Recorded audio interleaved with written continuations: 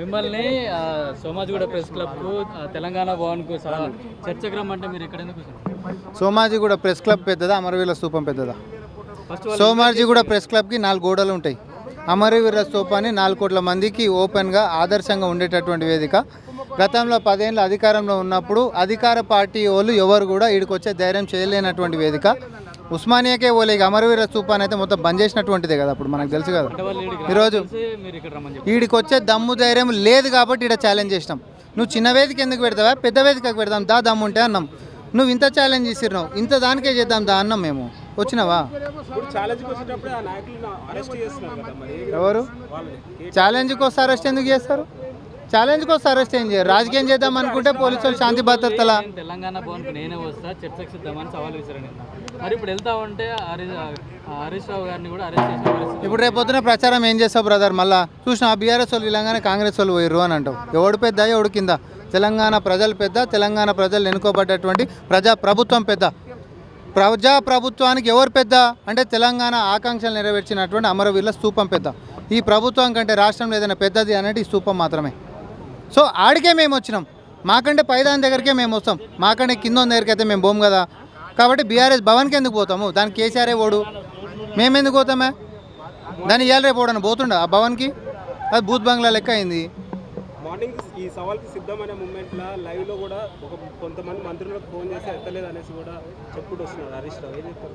మంత్రులు మీ ముంగడికే వచ్చారు కదా, ఈడనే కూర్చురు కదా. అంటే నేను ఒకటి అర్థం చేసుకో, ఈ డొంక తిరుగుడులు, ఈ ఏమంటారు పిరికి పంద మాటలు చాతగానోళ్ళ లెక్క ఉండి అసెంబ్లీలో కూడా ఇట్లనే తొడలు కొట్టిరు. ఇలా తొడలు కొట్టుడు ఇప్పటిసంది కాదు, ఆయన తొడలు కాదు. బావ బొమ్మడిది కొడతాడు, బొమ్మడిది బావి కొడతాడు. ఈ కొట్టుడు అనే సిస్టమ్ ఎప్పటి నుంచో ఉంది. కంటోన్మెంట్లో కొట్టిరు, జూబ్లీస్లో కొట్టిరు, మున్సిపల్ ఎన్నికలలో కొట్టిరు, పంచాయతీలలో కొట్టిరు, అన్నీ కొడుతూనే ఉంటారు. కానీ కొట్టి ముంగడికి వచ్చినటువంటిది ఏ రోజైనా ఒకటి చూపెట్టుర్రి. కాళేశ్వరం కుంభకోణం మీద అసెంబ్లీలో చర్చ చేద్దామంటే వచ్చిండు ఎవడన్నా? కేసీఆర్ అంటే రాలే, హరీష్ రావు మీద నువ్వు కేసిండు, ఈడే వేసిండు మొత్తం అని కవిత చెప్పింది కదా బయటకు వచ్చి. అంత ఈడే వేసిండు, మాకు సంబంధమే లేదు. హరీష్ రావు అనేటోడే గజ దొంగ. ఇవన్నింటి మా నాయనని పక్కదారి పట్టించేసిండు, మొత్తం మెక్కేసిండు తిమింగలం మెక్కినట్టు అని. అమ్మో ఇదంతా ఎక్కడో పోయింది, నా నెత్తి మీదకి వస్తట్టుంది, నా రాజకీయ జీవితం ఆగమవుతుందని హరీష్ రావుని ఫ్లోర్ లీడర్ కూడా చేసిరాడు. అంటే శాసనసభకు సంబంధించి వచ్చినాడే, అసెంబ్లీకి వచ్చిండా కనీసం? మీరు కూడా మాట్లాడితే ఎట్లా? స్వతంత్ర భారతదేశంలో అధికార నాయకులు పోతుంటే ప్రతిపక్షాలు ఎంబడబడు చూసినాం. కేవలం ప్రజాప్రభుత్వం రేవంత్ రెడ్డి గారి పరిపాలనలో మాత్రమే సేమ్ స్టైల్ ఆఫ్ ఫంక్షనింగ్ నడుస్తుంది. ప్రతిపక్షంలో ఎట్లయితే వెంటాడినామో, నిజాలతోటి నిగ్గు తేల్చినామో, ప్రజల ముందు నిలబడ్డామో, అధికారంలోకి వచ్చినాక కూడా సేమ్ స్టైల్ ఆఫ్ ఫంక్షనింగే చేస్తున్నాం. రేవంత్ రెడ్డి గారి మాటల్లో కానీ, రేవంత్ రెడ్డి గారి చేతుల్లో కానీ, రేవంత్ రెడ్డి గారి నాయకత్వంలో కానీ ఎక్కడ కూడా తేడా లేదు. ప్రజలు ఆయనని విశ్వసించి ఈరోజు ముఖ్యమంత్రిని చేసిర్రు. ప్రజల కోసం మనం పనిచేస్తున్నాం. పనికిమాల ఆరోపణలతోటి ప్రతిపక్షాలు ఈరోజు ముందుకు వచ్చినంత మాత్రాన వాడు చెప్పిన జాగాకు మనమోడు ఎందుకు? మనకంటే పెద్ద జాగా, మన అందరికంటే ఉన్నతమైన జాగా ఇదైతే నువ్వు నమ్ముతావా లేదా? ఆడికి వచ్చినాం, వచ్చేది ఉండే. ఎందుకు పిరికి పందెం లెక్క పారిపోయారు? వచ్చేది ఉండే. నువ్వు అన్నట్టు మేము ఇళ్ళలో కూర్చొని మేము రాంపో లేకపోతే ఇంకోటి కుంటి సాకులు అల్ల లెక్క చెప్తే నువ్వు అనేది ఉండే. నువ్వు చెప్పినటువంటి వేదిక కంటే పెద్ద వేదికకి, బలమైన వేదికకి వచ్చినామా? ఓపెన్ మైదానంలోకి వచ్చినాం, పచ్చి చెప్పాలంటే బజార్లోకి వచ్చినాం. దా ఆల్రెడీ సవాళ్ళు అన్నీ అయిపోయినాయి అసెంబ్లీ సెషన్లలో. ఇప్పుడు వీళ్ళు చెప్తున్న టాపిక్స్ అన్నీ అయిపోయినవి, ఆన్ రికార్డే కదా ఉంది. ఇప్పుడు నువ్వు వినేటోడు ఉంటాడు కాబట్టి అంతకుమించి నేనైతే ఏం చెప్పా? ఎన్నిసార్లు మాట్లాడతారు?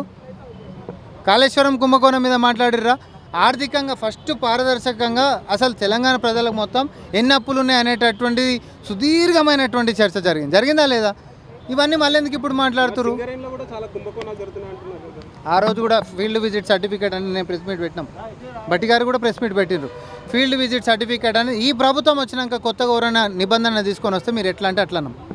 మీరు మా ప్రభుత్వము మా యొక్క వైఖరిని మీరు గమనించాల్సినటువంటిది ఏంటి అని అంటే, ఏడనన్నా వాళ్ళు చేసినటువంటి ఆరోపణలకు తోకమిడిచిపోయింది ఇప్పటిదాకా చరిత్ర ఉందా?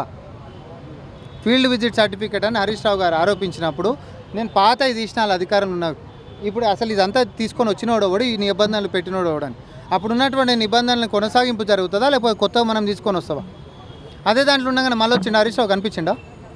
కనిపించలే.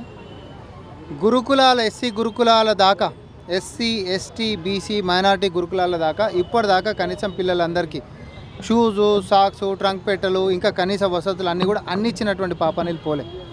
ధరలు మాత్రం ఇంత ఇంత పెట్టినుండే. ఈరోజు అందరినీ కూడా సెంట్రలైజ్గా చేసేసి అందరికీ అన్ని వసతులు ఇచ్చేటట్టు క్వాలిటీ కాడ కాంప్రమైజ్ కాకుండా తక్కువ పైసలతోటి ఎక్కువ పిల్లలకు అందించాలి, ఆర్థికంగా ప్రభుత్వం మీద భారం తగ్గించుకోవాలనేటటువంటి ఉద్దేశంతో పిల్లలకు మంచి జరిగింది. నేను అధికార పక్షం దిక్కు నేను ఏదైనా మాట్లాడుతుండొచ్చు, నువ్వు పిల్లల దగ్గరకు పోయి ఇవే కాడ పెట్టుర్రి, పిల్లల తల్లిదండ్రుల దగ్గరకు పోయి ఇవే మైకులు పెట్టుండ్రి, మీకు నిజాలు ఏందో తేలుతుంది. ప్రభుత్వ పాఠశాలలో చదువుకునేటటువంటి పిల్లలకి గతంలో ఆహారం ఎట్లుండే ఇప్పుడు ఎట్లుండే అనేది తల్లిదండ్రులను అడుగుర్రబ్బా, మీరు తల్లిదండ్రులను అడుగురి. యూనిఫామ్లు పుస్తకాలు గతంలో ఏ టైంకి వచ్చేటివి ఇప్పుడు ఏ టైంకి వస్తున్నాయి పిల్లల దగ్గరకు పోయి అడుగురి. నిజాలు మన కళ్ళ ముంగటనే ఉన్నాయి, 4 గోడల మధ్యలో లేవు. ఆర్ఎస్ ప్రవీణ్ గారు బజార్లోనే ఉన్నాయి కాబట్టి ఇడికే వచ్చినాం. అంటే సీఎం కూడా ఆయన ఒకడా దిగొచ్చిండు, అట్లా 30-40 మంది తగ్గించిండ్రు. ఆయన కాదు, ఆయన కంటే ఉన్నతాధికారులు ఐపీఎస్ చేస్తే ఐఏఎస్లో కూడా తగ్గించిండ్రు. అదొక సిస్టమ్ తీసుకొని వచ్చిండ్రు. ఇంటెలిజెన్స్ థ్రెట్ ఎవరికి ఉంది, థ్రెట్ లేదన్న కాడ లేని కాడ సెక్యూరిటీని అనేటటువంటి తక్కువ వేస్తారు, కొంతమందికి తీసేసారు. అందరిలో భాగంగా ఆర్ఎస్ ప్రవీణ్ ఒకటి నేను దిగిరాలేడు కదా, హైకోర్టుకు పోయిండు, హైకోర్టులో కొట్లాడిండు. వచ్చే వారం మళ్ళీ వాయిదా ఉంది, ఇంకో 2 రోజులలో 3 రోజులలో. ఏం పెద్ద చంపే ప్రయత్నాలు చేసేస్తారు. ఇంకోటి మరి 35 మందిని కూడా పని చేస్తున్నట్ట. ఏం మాటలండి ఇవి? రాజకీయం చేయనికే కనీసం కొంచెం విలువలతో కూడినటువంటి చేస్తే మంచిగా ఉంటుంది. నీ ఒక్కంది చేసిర్రా, మీడియా ఎంక్వైరీ చేయి సార్. మీరు ఐపీఎస్ఏ కదా, ఐఏఎస్లే కూడా తీసారు, నీకంటే పెద్ద పొజిషన్లో ఉన్న వాళ్ళే కూడా మొత్తమే తీసేసారు కదా, మరి వాళ్ళు ఎవరు కోర్టుకు పోలేదు. ఇప్పుడు గుమ్మడికాయలు దొంగ భుజాలు దాడుకున్నట్టు ఏం తప్పులు చేయకపోతే భయం ఎందుకు ఉంటుందా? సీఎం రేవంత్ రెడ్డి ఎక్కడికైనా నన్ను చూసి భయపడుతున్నారు అని చెప్తున్నాను. అప్పులు అడుగుతాని నన్ను ఒక దొంగలాగా చూస్తున్నాను. దీంతో తెలంగాణ ఆత్మగౌరవాన్ని కూడా ఏడన్నాడు అట్లా సభలో దేంట్లో రైతు భరోసా మీటింగ్ లో కూడా ఏమని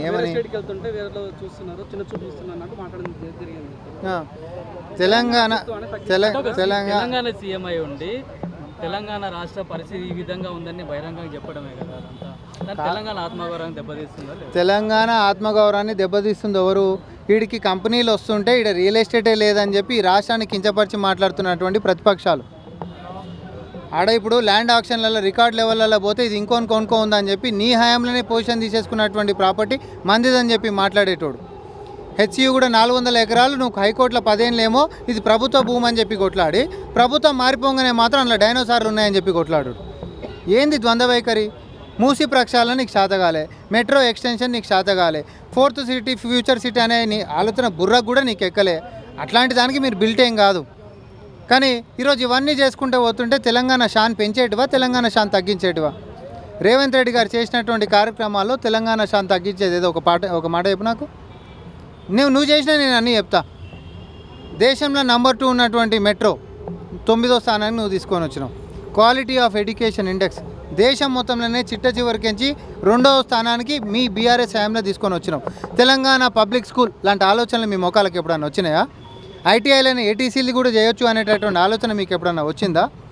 లేకపోతే కోట్లలో కొర్రీలు పెట్టి నిరుద్యోగులను రోడ్ల మీద ఎక్కించి రాజకీయాలు చేయడం కాదు, రాగానే కోట్లలో కొర్రీలను మొత్తం తీపిచ్చి కొలువులు ఇచ్చినటువంటి చరిత్ర మాకుంది. 10 ఏళ్ళ గ్రూప్ అని ఒక కొలువన నువ్వు ఇచ్చినవా? సెల్ఫీలలో చూపించుకొని చచ్చిపోయే సూసైడ్లు నీ యొక్క పరిపాలనకు అద్దం పట్టేటట్టు. అది ఆర్టీసీ కార్మికులైనా, నిరుద్యోగులైనా, రైతులైనా, మహిళలైనా, లేకపోతే గవర్నమెంట్ టీచర్లైనా, నీ సొంత పార్టీ సర్పంచ్లైనా, నీ అప్పుడు ఆత్మహత్యల తెలంగాణ ఉండే. మా అప్పుడు ఏముంది? గర్వంగా ఈరోజు ఆడబిడ్డలకి ఇచ్చేటటువంటి చీరల క్వాలిటీ కాడికించి మొదలు పెట్టుకుంటే పిల్లలు నేర్చుకునేటటువంటిది కడుపు తినేటటువంటి అన్నం క్వాలిటీ దాకా, సన్నబియ్యం దాకా మాత్రమే కాదు, పౌష్టికాహారం దాకా ప్రభుత్వ పాఠశాలలు ఈరోజు సాక్ష్యం. చేసిన దమ్ము ధైర్యం మా నాయకుడికి ఉంది కాబట్టి చెప్పేనికి గిట్ల గన్ పార్క్లకు వస్తాం. మీ లెక్క నా గనులు తీసేసిర్రు, నా పక్క పొంటి తీసేసిర్రు, నాకు భయం అవుతుంది, అవతల కుట్రలు చేస్తుంది అన్న చిల్లర రాజకీయాలు చేయం.